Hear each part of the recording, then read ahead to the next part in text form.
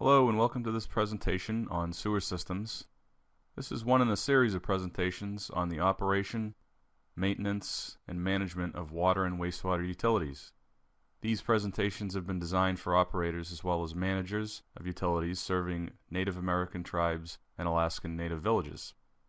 During this presentation, we're going to discuss an overview of wastewater treatment systems from small to large, how they work, some of the operation and maintenance requirements, issues that may be encountered on a daily basis, how those potential upcoming issues may be overcome, and other operational procedures. The question: what are the three major functions of a sewer system? Those three major functions can basically be broken down into collection, treatment, and disposal. This slide shows a typical treatment process. It can be from one user or multiple users.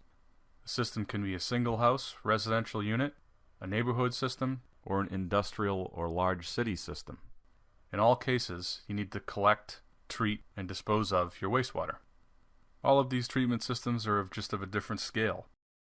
Typically, the operator's job is more complicated as the wastewater system gets larger. For example, equipment and systems are sized based on the number of users. And how do you size that system? Well, some states use 110 gallons per day per bedroom to calculate flow for a residential system. And how much treatment do you need? The degree of treatment could be related to a discharge limit. If you're discharging to a surface water or groundwater, you could be regulated through a NIPDES permit that limits the concentrations of your effluent. Alright, so what is the treatment process? Well, in treatment you have preliminary treatment, which is removal of large solids and grit, branches, sand, through screening and grit removal. You then move on to primary treatment, which is where you remove your scum or your floatables through sedimentation, flocculation, or flotation processes. Then there is secondary treatment, where there's a removal of total suspended solids through biological processes. And some systems have tertiary treatment for removal of nutrients such as nitrogen and phosphorus. This again depends on your discharge permit. Then you have disinfection or removal of pathogens, typically through chlorine contact or ultraviolet, and sludge removal and disposal of sludge. These components again vary based on the size of the system and the discharge permit. What are we treating in wastewater treatment plants? Essentially anything that goes down the drain. And as most operators know, just about anything goes down the drain at any given time. You're treating human waste, waste material, organic and inorganic materials, solids, nutrients, and pathogens. And why are we treating? Well, we're treating to protect human health. So the operators of treatment plants are on the front line of providing human health for their residents, neighbors, and friends living in their community. So the operator is obviously the most revered position in town or on the reservation. There's a long line of people waiting to be the next operator or to congratulate the operator on doing such a fantastic job protecting human health and the environment. If the operator doesn't do their job, or the system doesn't do its job, you're not avoiding the spread of disease that historically caused issues prior to wastewater treatment. Diseases such as typhoid, cholera, polio, and dysentery. Diseases that need to be controlled to have a healthy human environment. And we're also treating to prevent environmental impacts, which we'll go over in the next few slides. So other than waste material and solids, what is the other makeup of wastewater? And what is the basic water quality treatment components? Well, BOD, biological oxygen demand, is an organic, chemical oxygen demand, and total oxygen demand. Oil and grease are organics. Solids, including total suspended solids, total dissolved solids. Nutrients, again, nitrogen and phosphorus. And pathogens through disinfection. Other water quality parameters include pH, temperature, turbidity, color, and odor. These are all indicators of the strength or quality of your wastewater. The operator's goal is to achieve a system balance, to create optimum conditions in your wastewater treatment plant for your biomass, or referred to also as mixed liquor and suspended solids, to be at a specific concentration where the appropriate amount of treatment takes place. Okay, so discussion of components of water quality and how they're treated and used and monitored. Biological oxygen demand. What is biological oxygen demand and how is it measured? Well, BOD is, as mentioned, the amount of dissolved oxygen or oxygen in a waste stream required to break down organic waste or those molecules into the benign organics of carbon dioxide and water. Sufficient dissolved oxygen in a waste stream creates the condition for microbes that are naturally occurring to break down this organic waste into these benign constituents. So again, the operator, achieving system balance, has an adequate DO concentration or dissolved oxygen concentration to break down the influent organic waste. What is a 5-day BOD and why is it used? Well, a 5-day BOD is simply the amount of dissolved oxygen consumed by these microbes in 5 days. It's a universal measurement used by all treatment plant operators to measure the strength of their waste stream. A high BOD can deplete oxygen levels. What happens is if you have a high BOD or a high organic demand, the system can go anaerobic because a higher biological oxygen demand reduces the amount of actual dissolved oxygen in your system. This depletion of oxygen causes your system to go anaerobic or septic. Typical concentrations of biological oxygen demand and wastewater influent range from 200 to 500 milligrams per liter. That's in a general residential or commercial influent. Industrial strength waste streams can certainly be higher than that. BOD concentrations in a natural river or stream are generally less than 1 milligram per liter. Alternatively, dissolved oxygen concentrations in your system, in your treatment plant, or your waste stream should be kept at a concentration greater than 2 milligrams per liter, or the system will go septic. Along with BOD control, an operator needs to consider controlling total suspended solids and their concentration. TSS at too high a concentration can clog a leaching or disposal field, so they need to be removed by settling or filtration within the treatment plant prior to discharge. Not only is there BOD, DO, and TSS, but you have nutrients as well that come through a waste stream. And nitrogen and phosphorus primarily cause problems with freshwater and or saltwater embayments. Effects of nitrogen and phosphorus on water bodies can include increased growth of algae blooms, if you will, depletion of oxygen. So the more nutrients or nitrogen and phosphorus discharged to a water body, the lower the dissolved oxygen or DO concentration that create algae blooms and can have fish kills, reduction of fish, and other animal population impacts. This slide is a picture of a typical example of a water body showing impacts from nutrients either by septic systems nearby or other sources that have created an algae bloom. It's been overloaded by nitrogen and phosphorus, creating algae blooms, depleting oxygen, potentially having fish kills, and lowering property values and limiting recreational use. All good reasons to treat our wastewater to eliminate such a condition. So in this slide we're looking at basically breakdown of nitrogen or nitrogen removal through natural processes. You've got your influent raw sewage with organic nitrogen that needs to be decomposed through nitrification or denitrification, both prior to reinjection into a groundwater or surface water body. Denitrification can convert this raw nitrogen influent into nitrogen gas, which is then released back into the atmosphere where it's naturally occurring. Nitrogen is a component in the atmosphere that we breathe every day. Some of this raw influent nitrogen will be decomposed into the soil particles as ammonium nitrate. Some will also be discharged to the surface water or groundwater body as nitrate, and there is the impact to your groundwater and potentially to your drinking water. So the removal of nitrogen is occurring both as an aerobic and as an anaerobic process. Aerobically through most wastewater treatment plants, and anaerobically through lagoons, which is again discussed in a separate presentation. Phosphorus is another nutrient requiring removal through some wastewater treatment plants.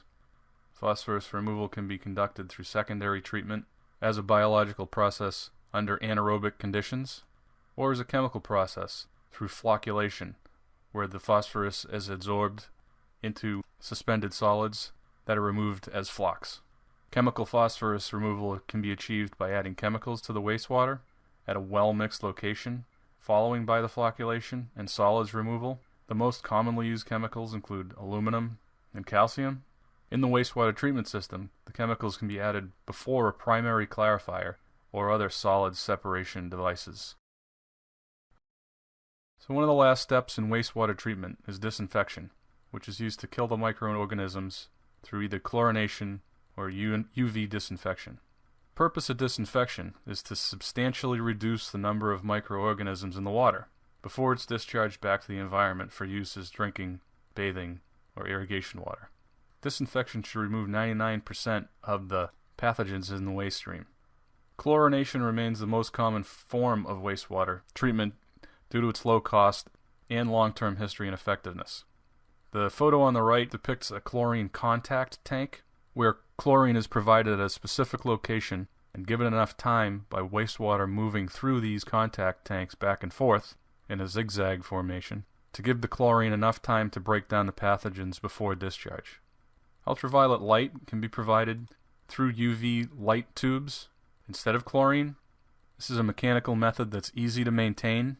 There are no chemicals used. There are no shipments of chlorine to handle or maintain or manage.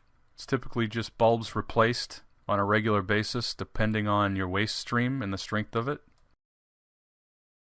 Alright, so now we're going to start getting into talking about collection systems and the various types of collection systems.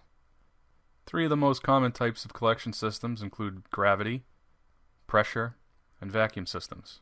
Gravity system has tanks and pipes and septic tanks, and obviously is used when gravity can be used to collect when wastewater is floating downhill. Pressure systems include lift stations. They basically are gravity systems with lift stations pumping wastewater up through pipes, tanks. And a vacuum system essentially is a pressure system that pulls with a vacuum as opposed to push with a pressure system. It also includes valves and venting for pressure relief. So the type of system depends on the physical setting, the topography, the groundwater table, or bedrock. If you have to get over some topographic highs, or you have a high groundwater table or high bedrock, you may not be able to use a gravity system, and you may be required to pump wastewater over and around these impediments.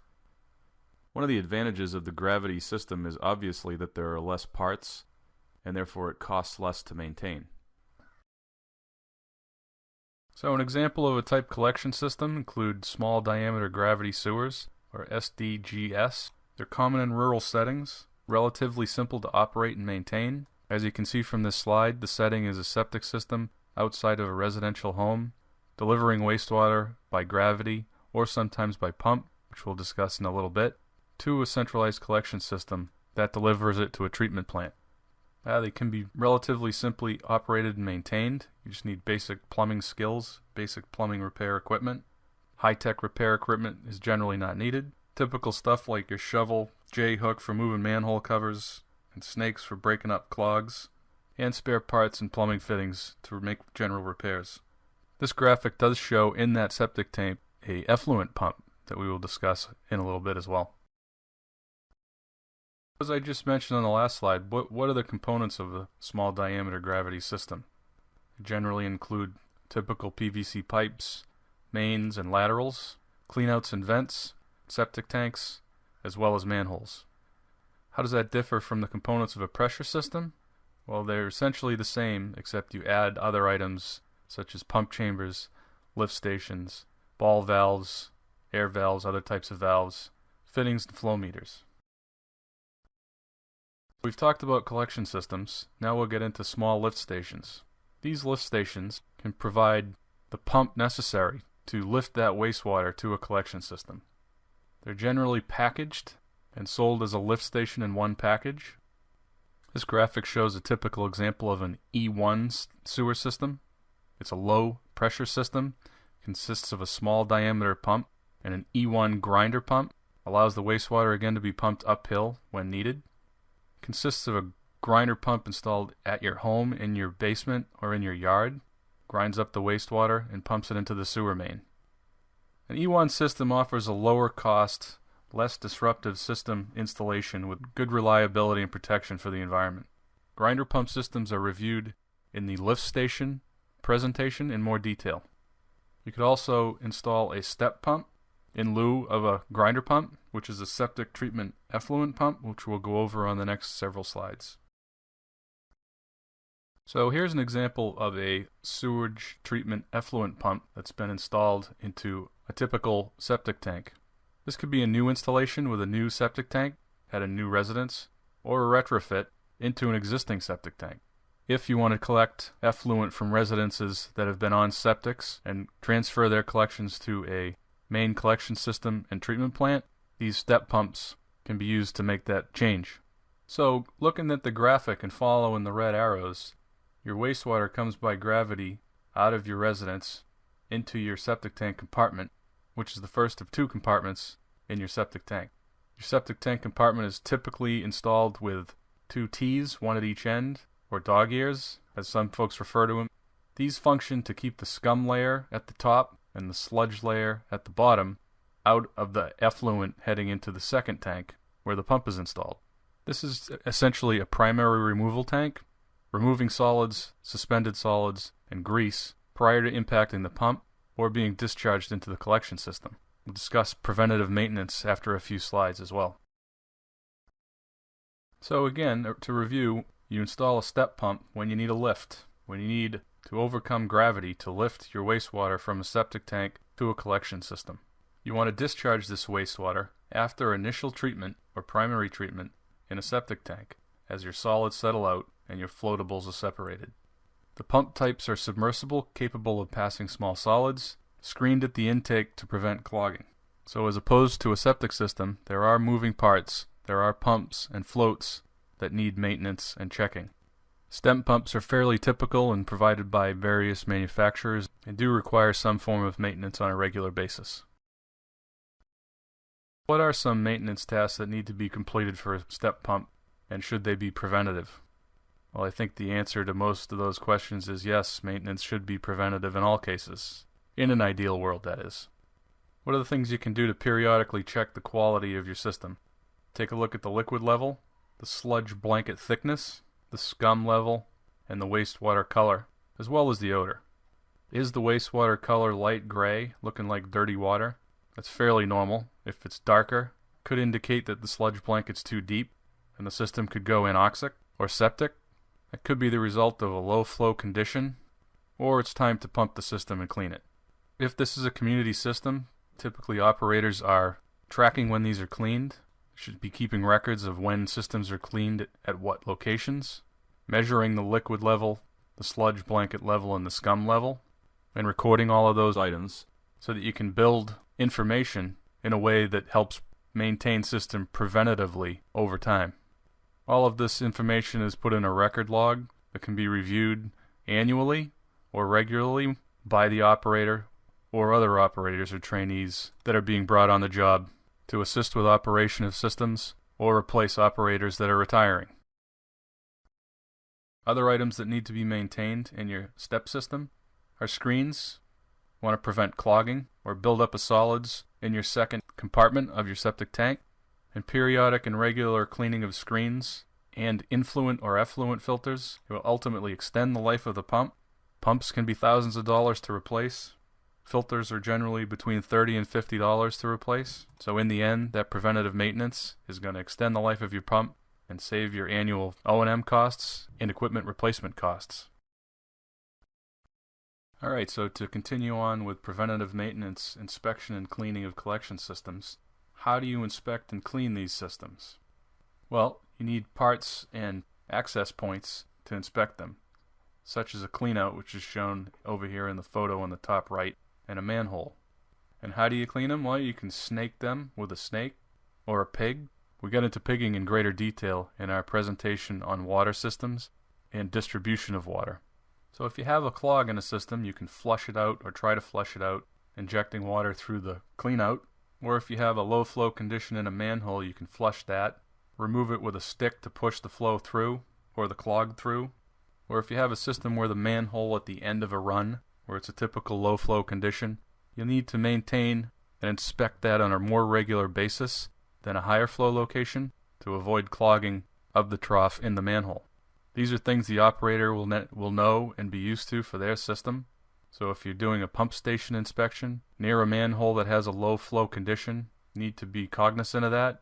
Inspect that manhole at the same time as the pump station. Record that it was inspected and make a note as to whether it was clogged or not. This will obviously need to be done more often to ensure flow continues through the manhole. Other types of inspection and cleaning that you need to take care of on a regular basis at lift stations include their components, such as pumps, alarms, floats, switches and flow meters, and the wet well, which should be cleaned regularly. This can be completed by pumping out and hosing out a wet well, removing all the debris. If you have debris, determine the source and try to eliminate that source or educate the user so they're not flushing things down the drain they shouldn't. If there's construction debris and there's a construction job going on nearby, politely ask the construction supervisor to not flush things down the drain. Or there are corrosion issues with the wet well. Well, you could coat with a corrosion-resistant paint or stucco, or ventilate, and these are all things that are discussed in further detail in the pump presentation. This slide depicts a schematic of a collection system in a residential area. Each black dot is a numbered manhole and connected by a sewer system along each street. So if you have this gravity system and you were out doing inspections and there was standing water in manhole 2 on Cow Hill Road, what would you do after determining there was standing water in manhole 2? Well, you'd probably go down to the next manhole downstream to determine what's going on in that manhole.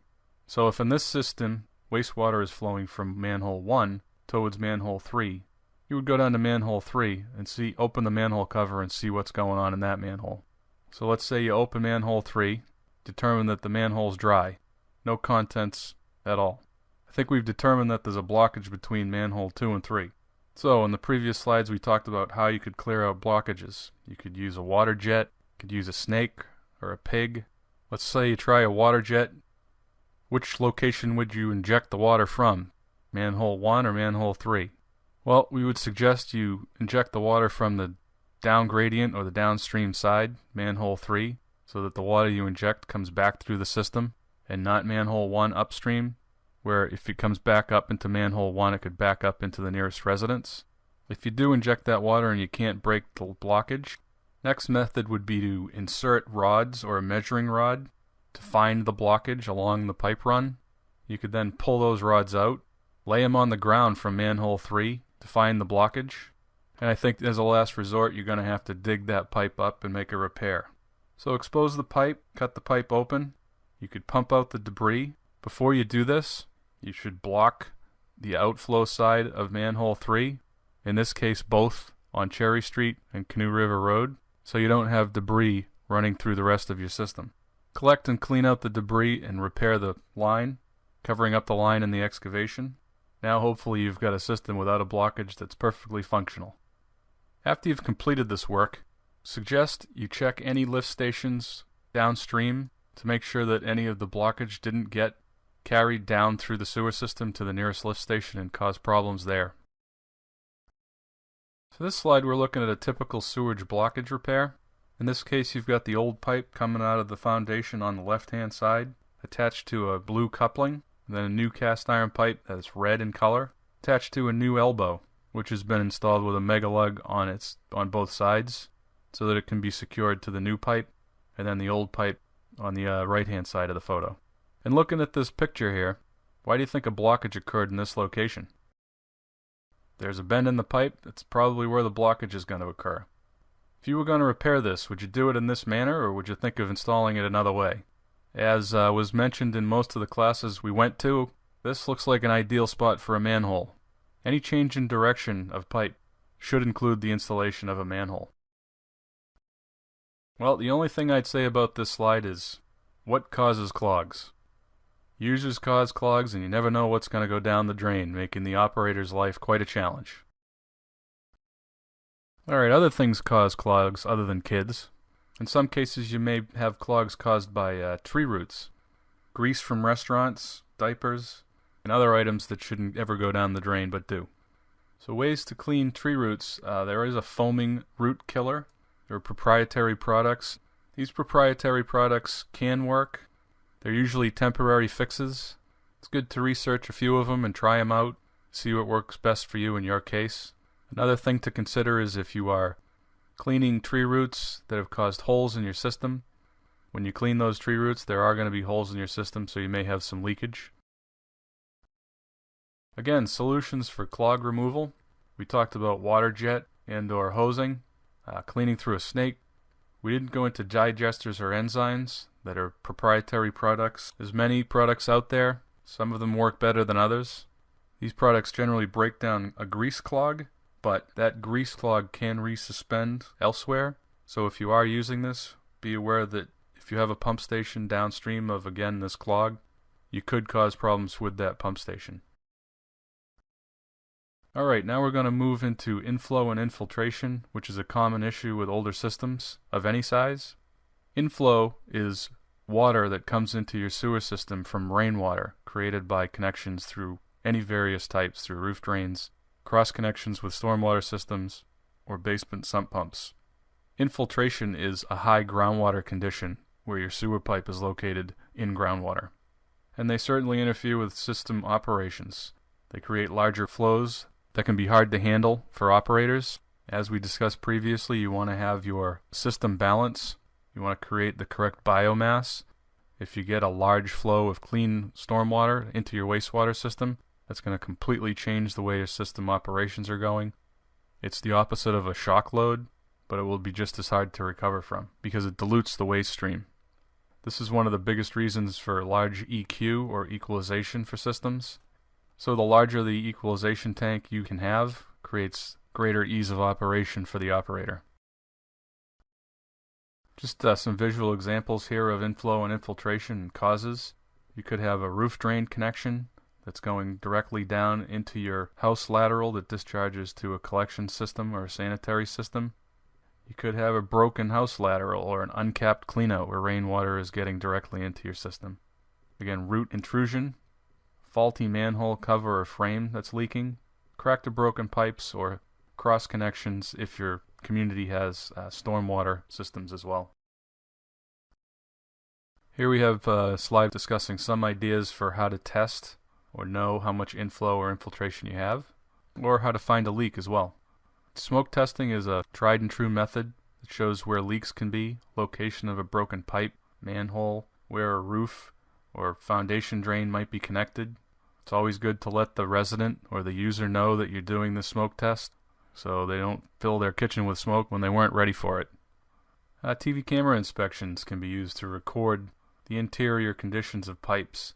Closed circuit TV cameras that can slide down a sanitary sewer line or water line for that matter and record a movie picture of the conditions found in that section of sewer. These cameras can be rented or purchased.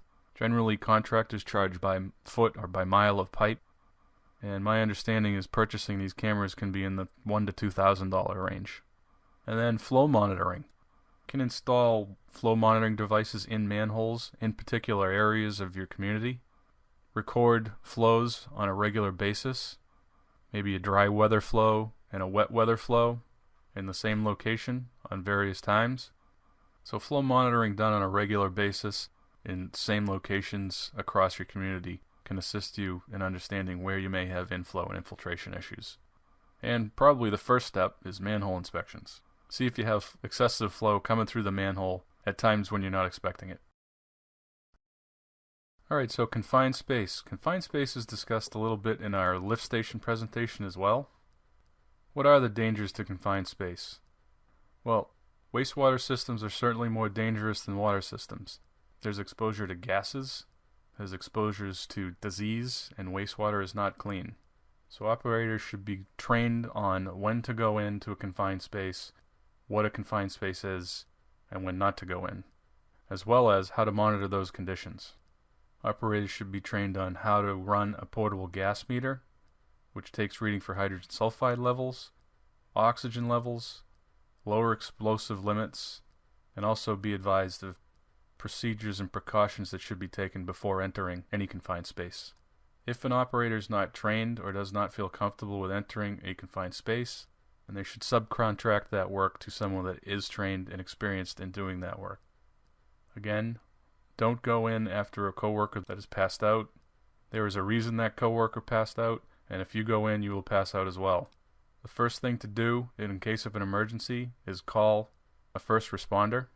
There are too many stories on the internet about coworkers going after another coworker in a confined space and having 2 fatalities instead of 1. Never go in after a coworker. It's the first instinct, but it is not a good idea.